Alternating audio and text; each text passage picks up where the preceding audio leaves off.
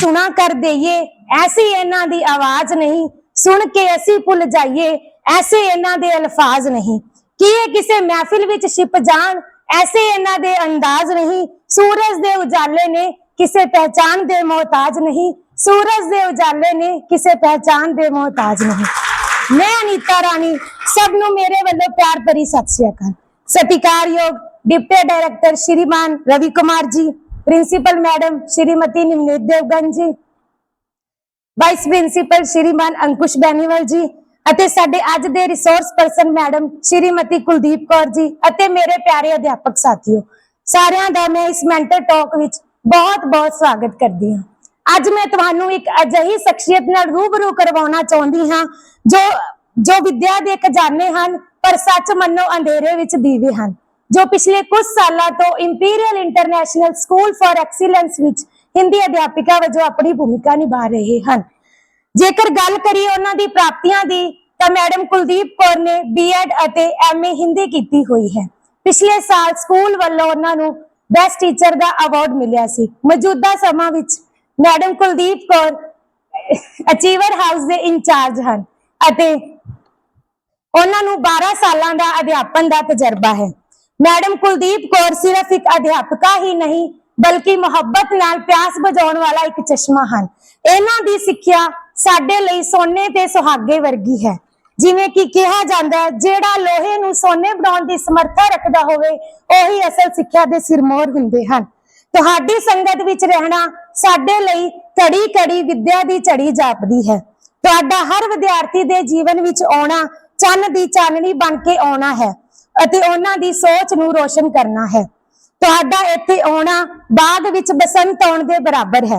ਤੁਹਾਡਾ ਅੱਜ ਦਾ ਵਿਸ਼ਾ ਹਿੰਦੀ ਮੁਹਾਵਰਿਆਂ ਦਾ ਹੈ। ਮੁਹਾਵਰੇ ਸਿਰਫ ਭਾਸ਼ਾ ਦੀ ਸ਼ੋਭਾ ਹੀ ਨਹੀਂ ਵਧਾਉਂਦੇ ਬਲਕਿ ਵਿਅਕਤੀ ਦੇ ਜੀਵਨ ਦੀ ਅਨੁਭਵ, ਸਮਝਦਾਰੀ ਅਤੇ ਵਿਦਿਆ ਦਾ ਵੀ ਦਰਪਣ ਹੁੰਦੇ ਹਨ। ਮੈਡਮ ਕੁਲਦੀਪ ਕੌਰ ਇਸ ਵਿਸ਼ੇ ਬਾਰੇ ਗਹਿਰੀ ਜਾਣਕਾਰੀ ਰੱਖਦੇ ਹਨ ਅਤੇ ਸਾਨੂੰ ਸਾਰਿਆਂ ਨੂੰ ਇਸ ਵਿਸ਼ੇ ਦਾ ਬਹੁਤ ਦਿਨਾਂ ਤੋਂ ਬੇਸਬਰੀ ਨਾਲ ਇੰਤਜ਼ਾਰ ਹੈ ਤੇ मैं उम्मीद करती हाँ कि सानू इस सैशन विचों बहुत कुछ सीखने को मिलेगा। हुण मैं साडे स्कूल की परंपरा के अनुसार मंच ते सद्दा देना चाहती हाँ साडे डिप्टी डायरेक्टर साहिब, प्रिंसीपल साहिबा अते वाइस प्रिंसीपल साहिब नूं कि मंच ते आउण अते मैडम कुलदीप कौर नूं फुल्लां दा गुलदस्ता दे के सन्मानित करन।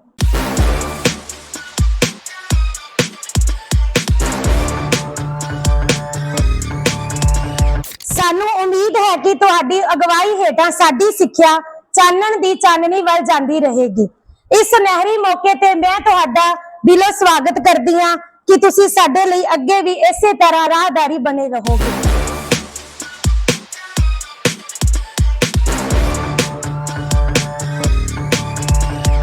तो पंजाबी अध्यापिका अनीता मैम, आपने जिस सम्मान और स्नेह से मेरा स्वागत किया तो इन शब्दों के लिए जीवन भर मैं आपकी ऋणी रहूंगी।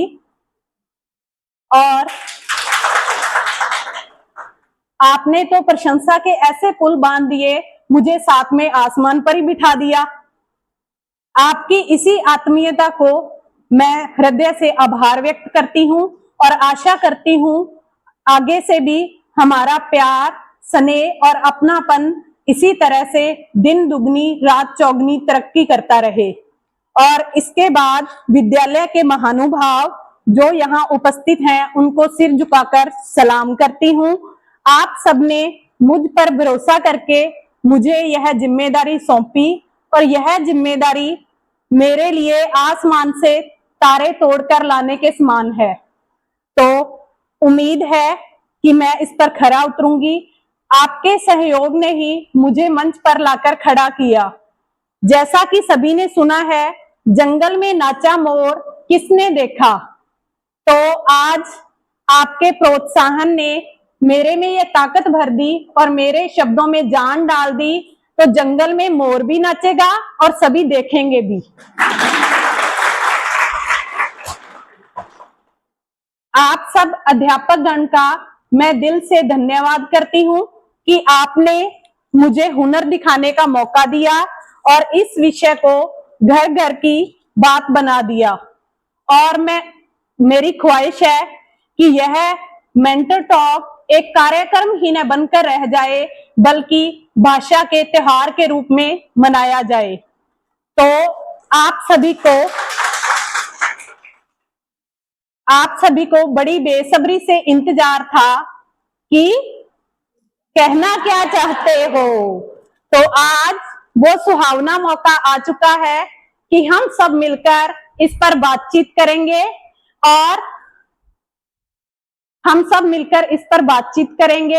और इसकी शुरुआत हम करते हैं एक मजेदार और ज्ञानवर्धक गतिविधि से। तो चलो करते हैं इस गतिविधि को शुरू। तो सब तैयार हो?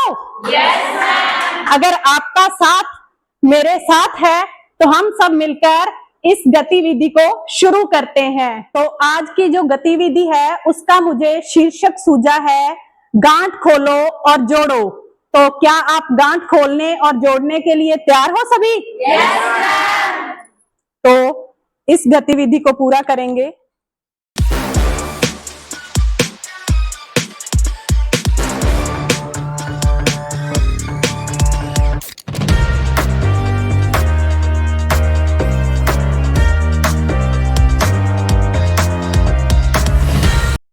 तो पहली गांठ मेरे सहयोगी सलोनी मैम ने खोली है।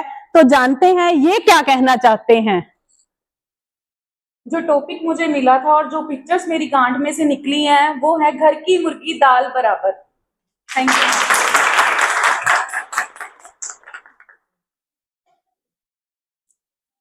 हमारी टीम को मिला है बहुत ही अच्छा वर्ड, इसका नेम है काला अक्षर भैंस बराबर।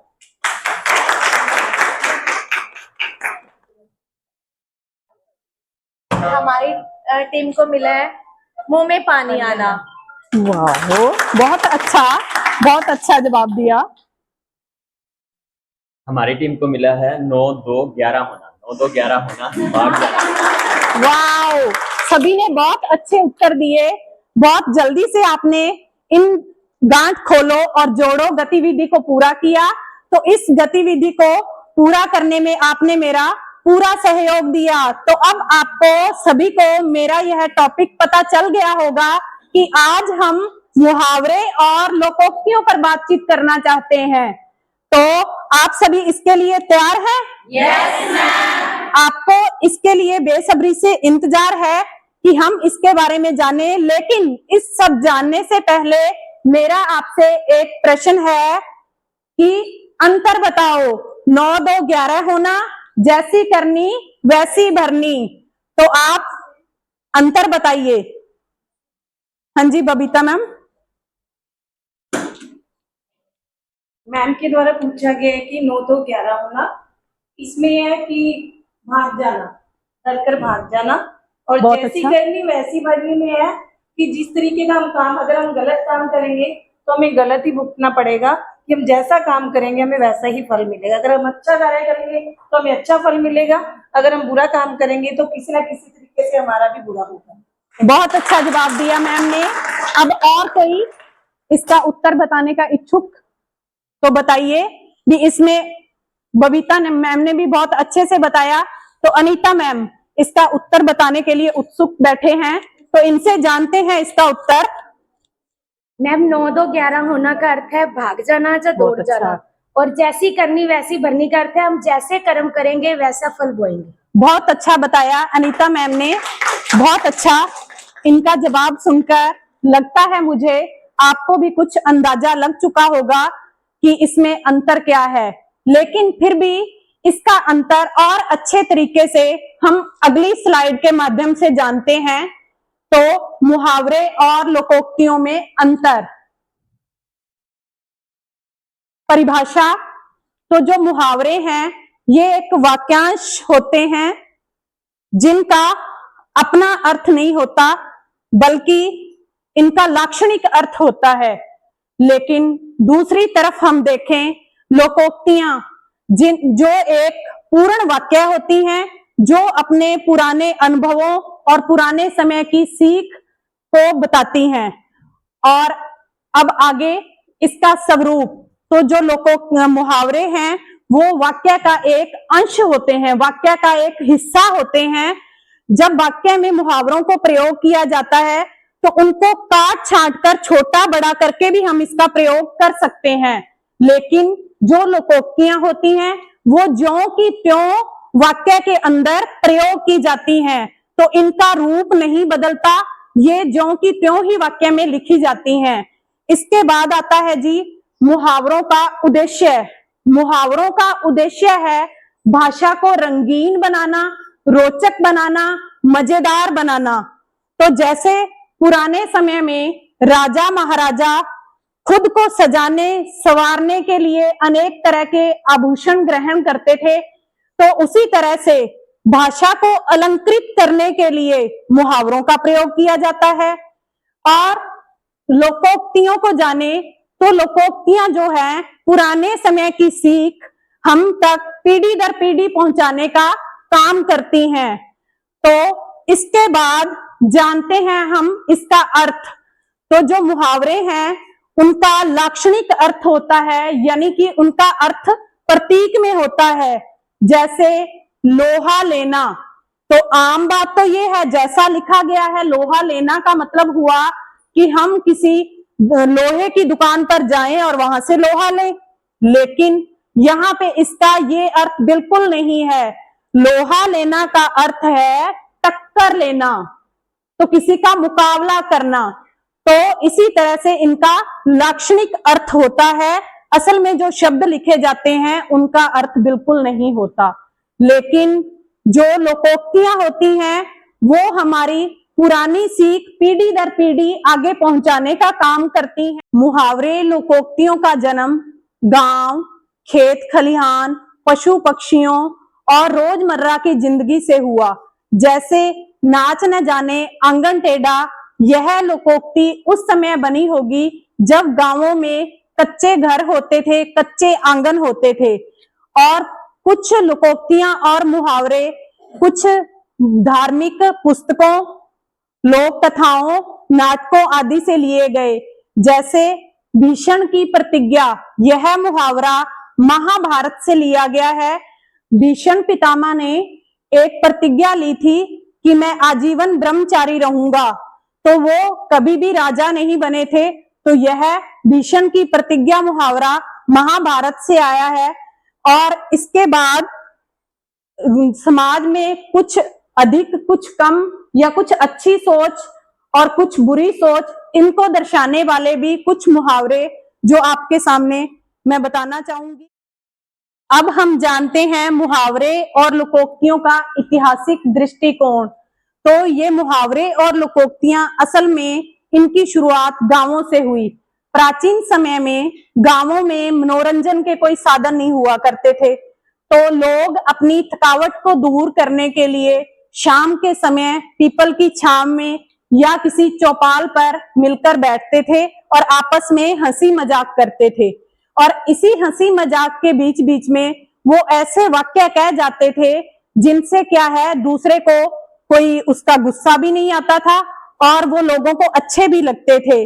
और ये मुहावरे और लोकोक्तियां, यानी कि ये वाक्य आगे चलकर मुहावरे और लोकोक्तियों में बदल गए। तो इनको जब बार बार बोला जाने लगा तो यही मुहावरे लोकोक्तियां गांवों से शहरी वातावरण में पहुंचे और शहरी वातावरण से यही मुहावरे और लोकोक्तियों ने लेखकों की लेखनी में रंग भरा और उन्होंने इन मुहावरे और लोकोक्तियों को अपनी भाषा का श्रृंगार बनाया और अपनी रचना में इनका प्रयोग होना शुरू हुआ।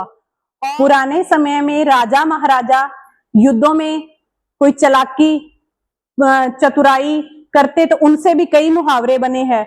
और एक लोकोक्ति जो आज के राजनीतिक के लिए बिल्कुल सटीक उदाहरण है, हाथी के दांत खाने के और दिखाने के और होते हैं, जिसका अर्थ है वास्तविकता कुछ और होती है और असल कुछ और होता है। तो उम्मीद है मेरा यह सब बताने से आपको मुहावरे और लोकोक्तियों का पूर्ण ज्ञान हो चुका होगा। तो आपके सहयोग से हम करते हैं एक छोटी सी गतिविधि। तो आपके सामने स्क्रीन पर कुछ मुहावरे और लोकोक्तियां दी गई हैं। इनको हमने पहचानना है भी कौन सा मुहावरा है और कौन सी लोकोक्ति है।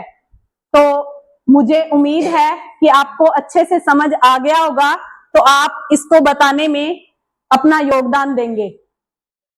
तो चलिए मुझे बताइए, नाक में दम करना।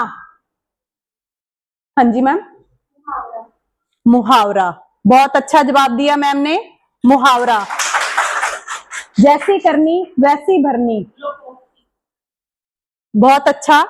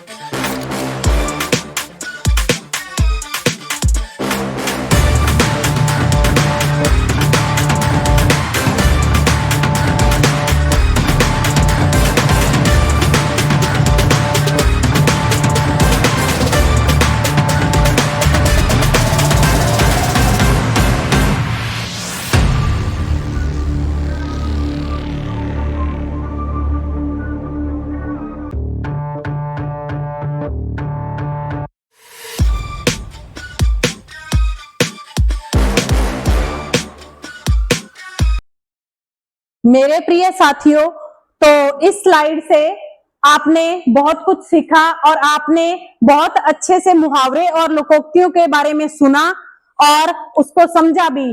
तो आपका वर्गीकरण करने का तरीका या वर्गीकरण बहुत अच्छे से किया, आपने बहुत अच्छे से सहयोग दिया। तो आइए मुहावरे और लोकोक्तियों का हिंदी साहित्य में योगदान देखते हैं।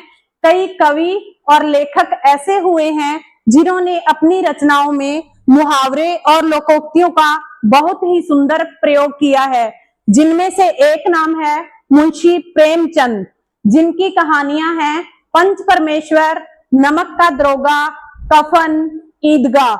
तो इनमें से मैं आपके सामने एक कहानी के कुछ वाक्य आपको बताना चाहूंगी। ईदगाह कहानी में जो हामिद लड़का उसका मुख्य पात्र होता है, वो मेले में जाता है, वहां से खिलौने नहीं खरीदता बल्कि अपनी बूढ़ी दादी के लिए चिमटा लेकर आता है ताकि रोटी बनाते हुए उसके हाथ न जले।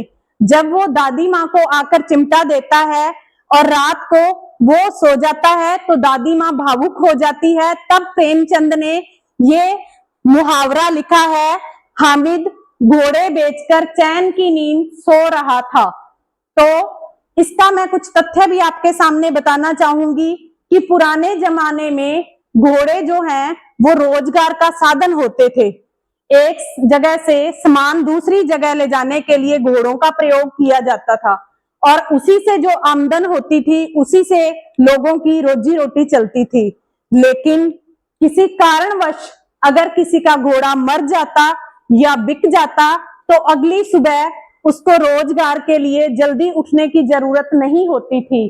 तो यहीं से ये मुहावरा बना, घोड़े बेचकर नींद लेना। और आगे एक संत कवि हुए हैं कबीर दास, तो आपने इनके दोहे बहुत सुने होंगे। तो इन्होंने भी अपने दोहों में लोकोक्तियों को बाकमाल प्रयोग किया है। निंदक नियरे राखिए, आंगन कुटी छवाए, बिन साबुन पानी बिना निर्मल करे सुभाए। तो यहाँ कबीर दास जी कह रहे हैं कि हमें अपने आलोचक को यानी कि निंदा करने वाले व्यक्ति को अपने पास ही रखना चाहिए ताकि वो अपनी कमियां, हमारी कमियां बताता रहे और हम उन कमियों को दूर करके एक अच्छे इंसान बन सके। तो कबीर दास जी ने भी अपने दोहों में इनको बाखूबी कमाल किया है। तो आइए अब इन मुहावरे लोकोक्तियों का जैसे जैसे जमाना बदलता गया, सब चीजों में बदलाव आता गया, तो उसी तरह से ये मुहावरे और लोकोक्तियां भी कुछ नए रूप धारण कर चुकी हैं। तो आइए हम कुछ आधुनिक संदर्भों के आधार पर नए मुहावरे और नई लोकोक्तियां बनाते हैं। जानते हैं हरपाल मैम से। हाँ जी मैम। मैम मैं अभी आपको बताऊंगी, पर उसके पहले आपने मुझे ये बताना है कि मुहावरे के लिए फिट है या लोकोक्ति के लिए। मेरा है कि स्क्रीनशॉट लेने वाला मित्र जो बात को संभालने की बजाय एक प्रूफ सबूत रख ले कि हाँ तूने ये स्टेटस लगाया था कि नहीं लगाया था, बाद में कहते हैं ना हम। तो मुझे लग रहा है आज की सदी के अकॉर्डिंग हम बात करें तो ये फिट होगा। तो ये बात नैतिकता को दर्शाती है कि हम अपने दोस्त के दोस्त बनकर तो उनकी जड़ें खोखली कर रहे हैं, तो ये नैतिकता को दर्शाती है, तो ये बनी लोकोक्ति। धन्यवाद।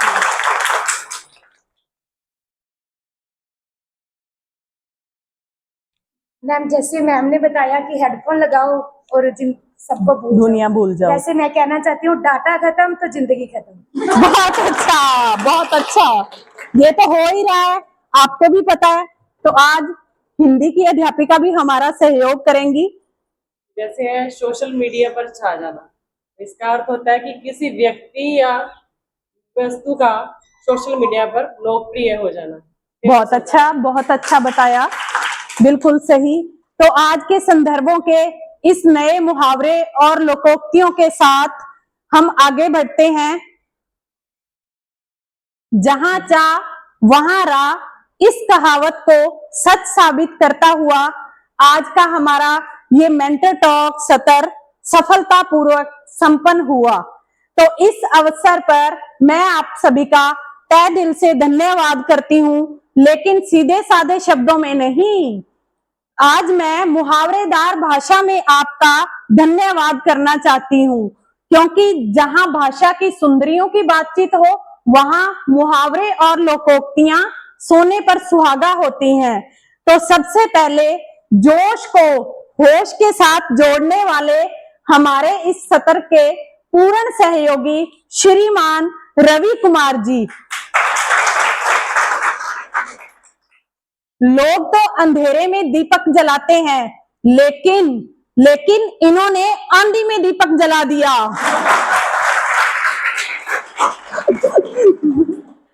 तकनीक, सहयोग और अपनी मानसिक ऊर्जा से इस सत्र को 4 चांद लगा दिए। फिर बारी आती है हिंदी के सूझबूझ रहनुमा श्री मनदीप सिंह जी, जो कि न केवल हाथों हाथ बातें थामते हैं, बल्कि हर मोड़ पर साथ निभाने वाले एक सच्चे पथ प्रदर्शक भी हैं।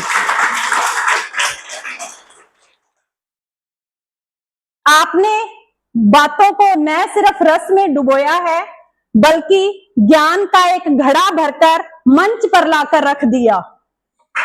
और अब शब्दों में मिठास घोलने वाली हमारी प्रेरणा स्रोत प्रधानाध्यापिका श्रीमती नवनीत देवगन जी का दिल से आभार, जिन्होंने पीठ थपथपाकर हमें उड़ने के पंख दिए। तो आपका स्नेह हमारे लिए संजीवनी बूटी का काम करता है। और अब जो हमारे आज के असली सारथी हैं, श्रीमान अंकुश बेनीवाल जी, आप सच में मौसम नहीं मिजाज बदलते हैं। जिनके सहयोग से हम हर बार नई राहें तलाशने की हिम्मत पाते हैं। अंत में मेरे शिक्षक साथियों, आप तो मेरे हरदम साथ चलने वाले हम सफर हैं। आप सबने मिलकर इस खिलते गुलशन को सजाया। सच में एक और एक आपने 11 कर दिखाया।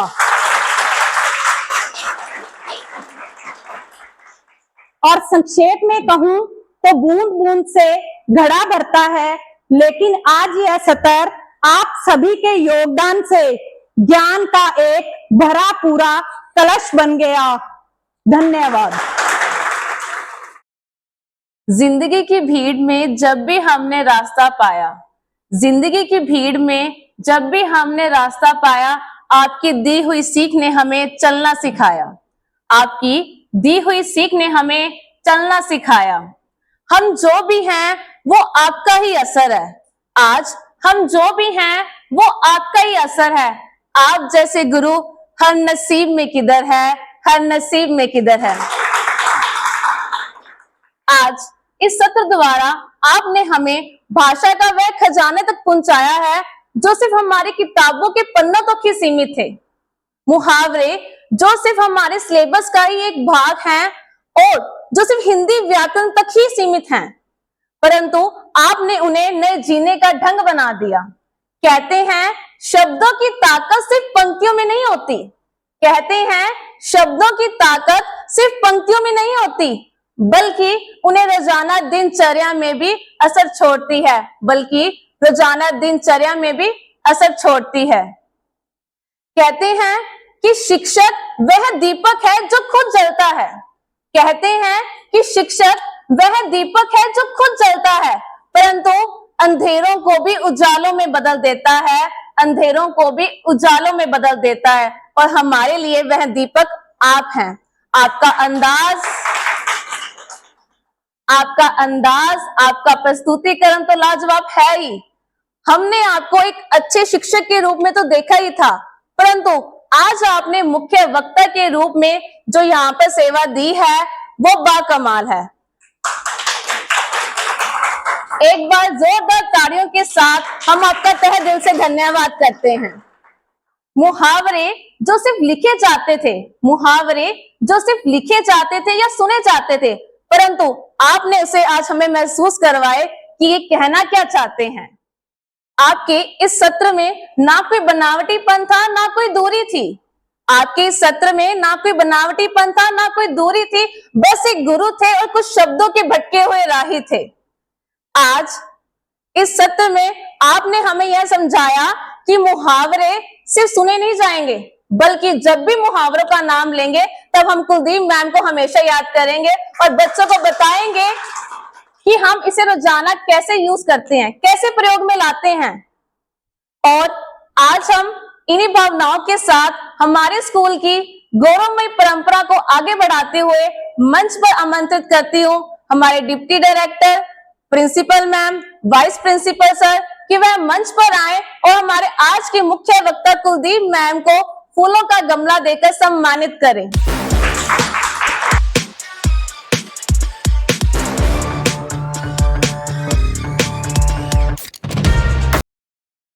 आज आपने हमें भाषा का वह सौंदर्य तो सिखाया ही सिखाया है, बल्कि यह भी सिखाया कि बात कहनी कैसी है कि बात बन जाए।